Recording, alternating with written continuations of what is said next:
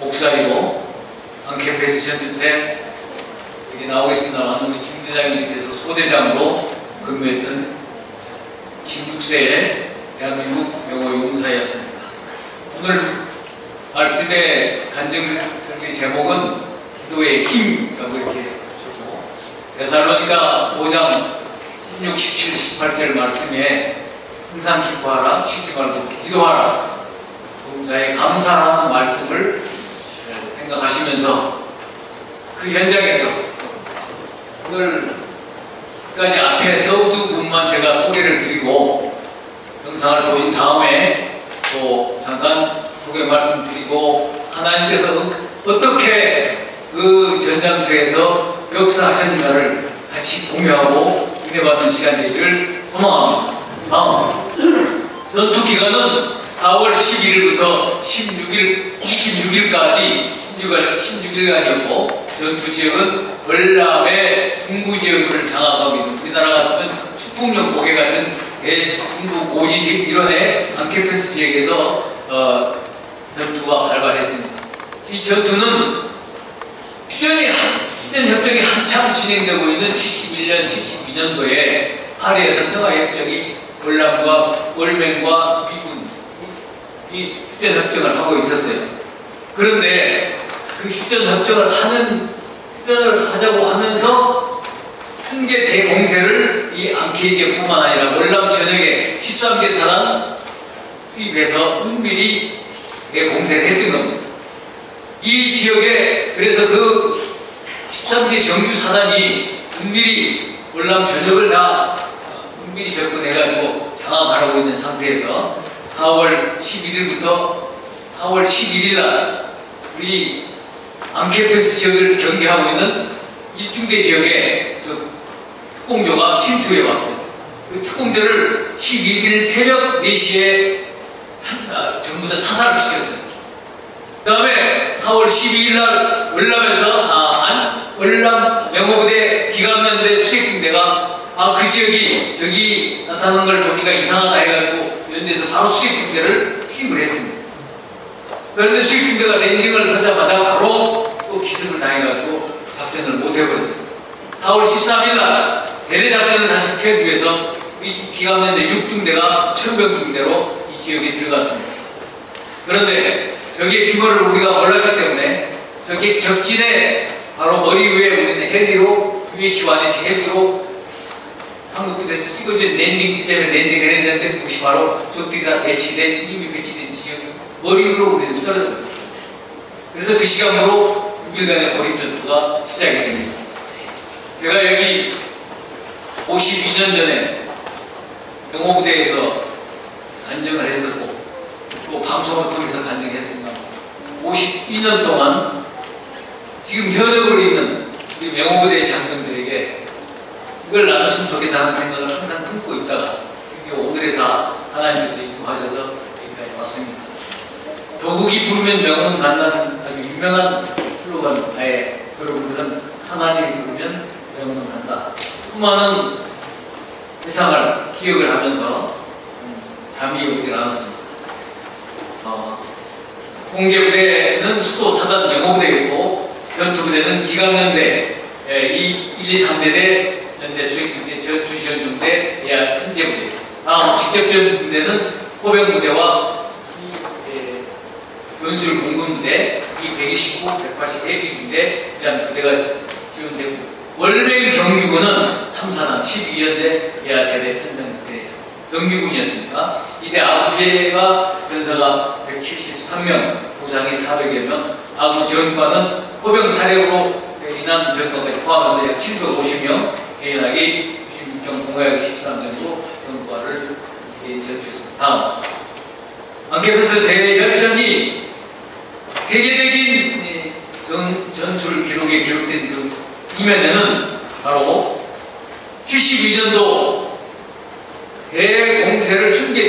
대공세를 시작한 월맹 정규군을 대항해서 기갑연대가 경계하고 있던 이 안케페스 지역에서 초전 초기에는 우리가 그 보급로가 차단되고 일부 안케 638 보기가 피탈을 당했지만은 16일 동안 다시 고지를 탈환하고 19번 보급로를 개통을 한 경우입니다. 이것으로 말미암아서 그 충계 대공세로 월남 전역에 있는 연합군이 수세했던 상황에서 우리 양계 지역에서 맹호 부대 기갑연대 용사들이 그 지역을 다시 2주 만에 장악함으로써 수세에 있던 연세가 공세로 전하는 대정비를 마련했습니다. 그리고 여러분 아다시피 그 전투에서 태극 죽은 다음에 받을 수 있다는 태극 보고 훈장이 우리가 나올 정도로 유명한 전투가 됐습니다. 바로 저 고지가 638 고지입니다.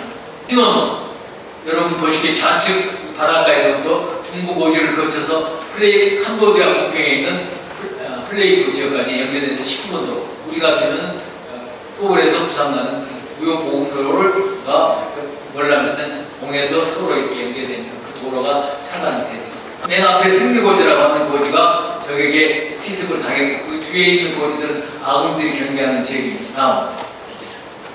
바로 이 사진이 4월 11일 날 새벽에 기습되었던 저 베트콩 정규군 특공조를 새벽 4시에 대해서 사격을 해서 선별시켰습니다. 다음 1972년 3월 월맹군 3사단 12연대 병력은 맹호부대가 주둔하고 있는 앙케페스 지역에 침투해 19번 도로를 차단하고 주변 고지들을 점령했습니다. 기갑연대는 적이 점령하고 있는 638 고지에 병력을 투입해 고지를 탈환하려 하였지만 그들이 완강하게 저항해오자 638 고지에서 남동쪽으로 1.5km 떨어진 무명고지에 1개 중대를 투입해 그곳에서 638 고지의 상황을 관측하고 공격하려 하였습니다. 무명고지에 투입될 중대는 정태경 대위가 지휘하는 6중대로 결정되었으며 병력은 총 94명이었습니다. 수색중대장, 그 다음에 수색소대가 부상을 당하고 그 다음에 전사자가 나고 했기 때문에 기갑연대 6중대인 저희 중대가 13일 날 투입하라는 명령을 받고 그곳에 투입하게 되었습니다.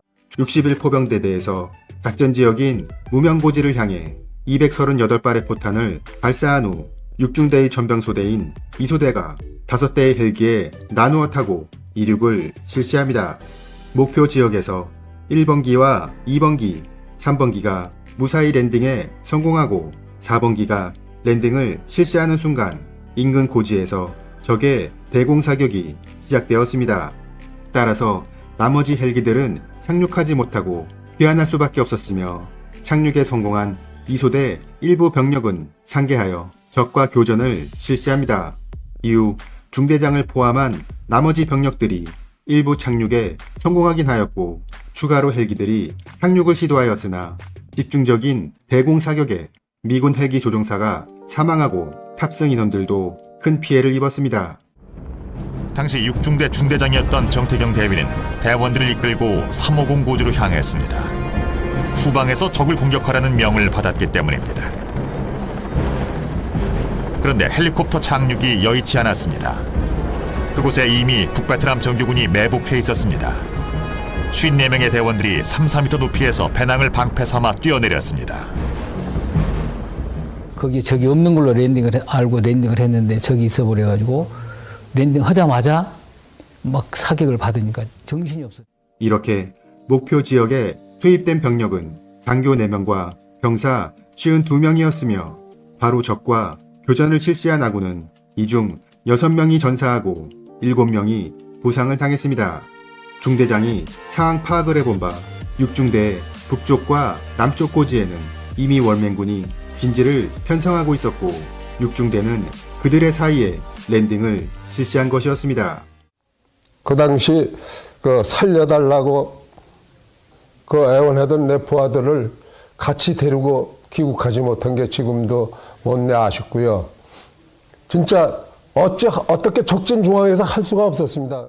이렇게 6중대가 양쪽으로부터 협공을 받게 되자 중대장은 현 위치에서 머뭇거리다가는 중대원들을 모두 잃을 수도 있다고 판단하고 어떻게든 북쪽 진지를 공격해 탈환하기로 결정합니다. 남쪽이나 북쪽에 위치한 고지를 하나 탈취하지 않고서는 도저히 그 지역에서 임무를 수행이 불가했기 때문에 소대 저에게 특공 임무를 부여해서 북단에 있는 고지를 탈취하도록 17명의 특공대를 그중에서 뽑아서 주었습니다. 중대장은 3소대장 손창윤 중위에게 북쪽 진지로의 공격을 명령했지만 적이 RPG를 쏘며 대항해 결국 물러설 수밖에 없었습니다.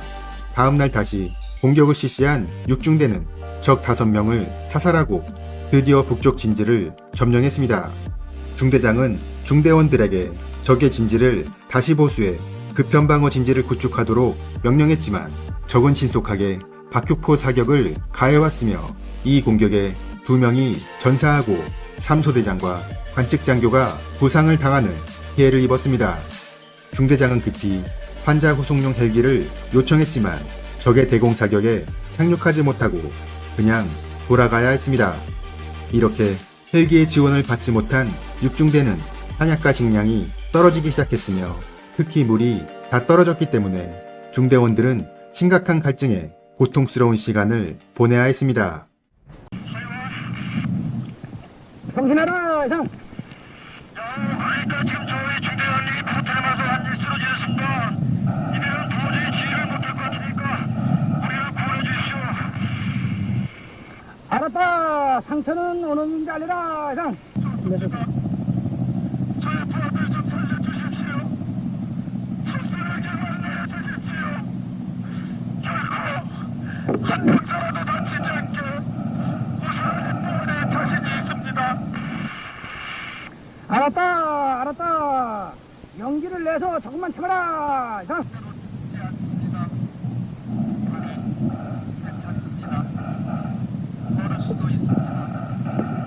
차라리 공격 명령을 내려주십시오.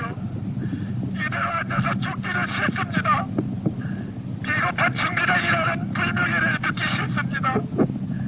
차라리 공격을 해서 저놈들을 무찌르다 용납하게 그리고 명예스럽게 전사하겠습니다. 영수야, 모국에 있는 내 딸하고 와이프에게 아빠는 용감히 싸우다 대한남아답게 전사했노라고 전해라. 그리고 내 마지막으로 노래 하나 나왔습니다. 진짜 사나이로 태어나서 할 일도 많다만.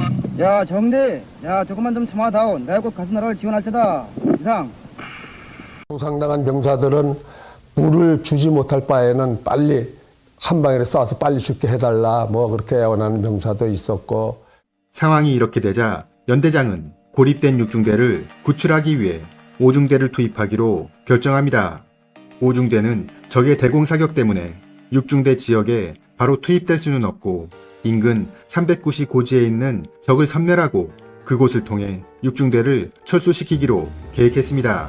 작전이 시작되자 390 고지에 미군의 팬턴기가 폭탄을 투하하고 무장 헬기가 공격을 실시했으며 이어 5중대가 고지를 향해 올라가기 시작합니다.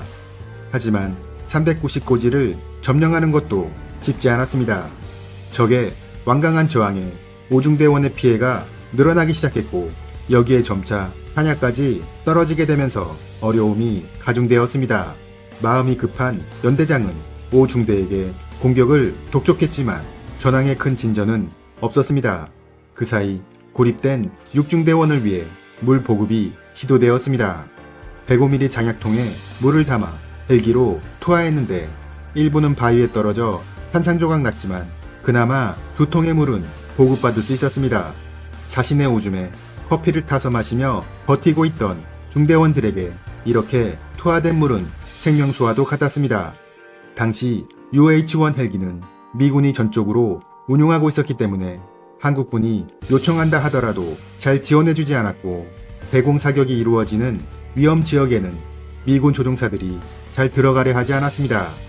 직접적인 도움을 줄 수 없었던 사단장은 L-19 항공기를 띄워 6중대에게 격려 방송을 해주기도 했습니다. 638 고지에서 선전분투하는 장병 여러분, 참으로 잘 싸웠다. 승리는 눈앞에 있다. 적은 약화될 대로 약화됐다. 우리의 차단 작전에 의해서 적의 보급은 완전히 중단됐다. 식량, 탄약, 급수 보급은 완전히 봉쇄됐다. 장비 보충은 절대 불가능하게 됐다. 공중 폭격에 의해서 적의 시체가 계속 늘어나고 있다. 포사격에 의해서 부상자가 눈에 보인다. 그들의 소대장, 중대장이 거의 전사했다. 그들의 전략 문서를 전부 노획했다. 지원 작전을 전개해서 지금 올라가고 있다. 여러분과 대치한 적은 최후의 발악을 하고 있다. 역경을 인내로서 극복하라. 맹호 전장명은 여러분의 승리와 영광을 빌고 있다. 승리의 최후 순간을 위해서 힘있게 전진하라.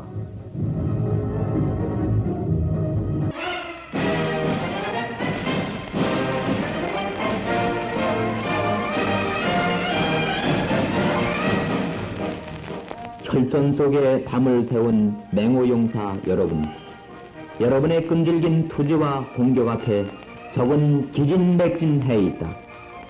앙케의 계곡의 적 완전 소멸은 오직 시간 문제다. 용감한 맹호용사여, 의지와 의지의 싸움에서 이겨라. 역경과 고난에서 이겨라.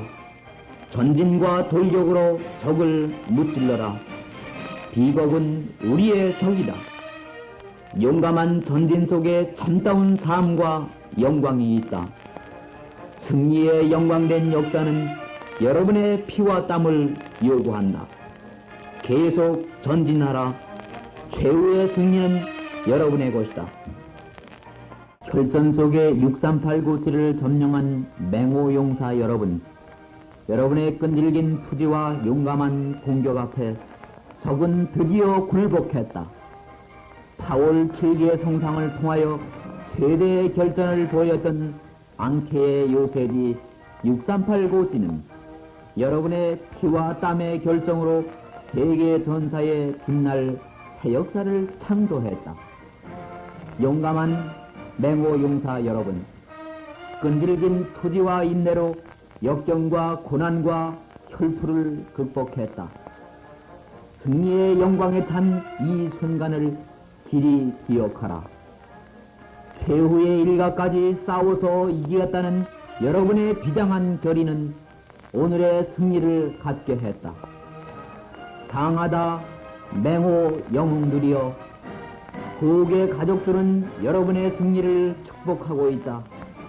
작전을 소탕할 때까지 힘있게 싸우라. 4월 17일 399지를 점령하지 못하고 있던 오중대는 고지 정상에 항공 폭격을 해달라고 요청합니다.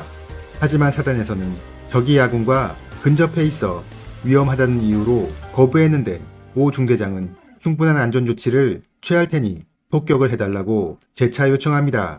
결국 폭격이 결정되고 오 중대장이 오폭을 피하기 위해 적색 연막탄을 피웠는데 월맹군이 이를 목격하고 자신들도 아군에게서 노획한 연막탄을 피우기 시작했습니다. 잠시 후 미군의 팬텀기들이 날아왔는데 연막탄의 위치를 잘못 판단하여 아군 인근에 네이팜탄을 투하해 3명의 병사가 화상을 입었습니다. 4월 18일 6중대가 고립된 지 5일째 되던 날 장교들은 모두 전사하거나 부상을 당한 상태였으며 탄약과 식량은 떨어졌고 갈증은 심해져만 갔습니다. 이때 6중대 진지에 물 10통이 투하됐는데 갈증이 심했던 병사들은 모두 호에서 뛰쳐나와 물을 차지하기 위해 달려나갔습니다. 중대장은 M16 소총을 난사하며 모두 상계에 호 속으로 엄폐하라 라고 소리쳤고 이 순간 적의 박격포탄 50여 발이 떨어졌습니다. 이 공격으로 2명이 전사하고 중대장을 포함해 4명이 부상을 당했습니다. 호에서 튀쳐나오는 거예요. 그래서 중대장이 나서면 당황하지 않을 수가 없었습니다. 그래서 호에서 일어나서 병사들을 진정시키기 위해서 M16을 막 쏘고 암치게 한 찰나 적들의 그 보급되는 지역에 대한 그 박격포 사격이 40-50발 떨어진 바람에 한계에 도달한 6중대장은 자신을 구출하기 위해 노력하고 있는 5중대장에게 무전을 보냈는데 이들은 한국에서부터 함께 근무한 경험이 있어 개인적으로 매우 가까운 사이였습니다. 그의 무전은 대대 전체에 공유되고 있었기 때문에 이 무전을 들은 수많은 부대원들을 슬프게 했습니다. 공격의 진척을 보이지 않은 소대장에게 내가 직접 가서 지휘하겠다 라고 호통을 치며 다그쳤습니다. 결국 5중대는 돌격을 실시해 390고지를 점령할 수 있었고 곧 6중대와 연결되어 그들을 구출할 수 있었습니다. 390고지를 점령하자 그곳에서 전투가 벌어지고 있는 638고지를 관측할 수 있었기 때문에 5중대는 638고지의 상황을 수시로 관측해 상부에 보고했습니다. 390고지 주변 일대에는 아직 원맹군의 잔적이 많이 남아있었으며 맹호부대는 이들을 소탕하는 과정에서 큰 인명피해를 입어야 했습니다. 지금 죽어도 좋은데 물 한 모금만 먹고 죽었으면 좋겠다고 하다가 철들 생각이 나서 그 먹고 싶다는 물 41년 만에 가지고 왔는데 용서해 줄지 모르겠네. 전우들이여, 이 물을 마시고 갈증을 해소해 주기 바라오.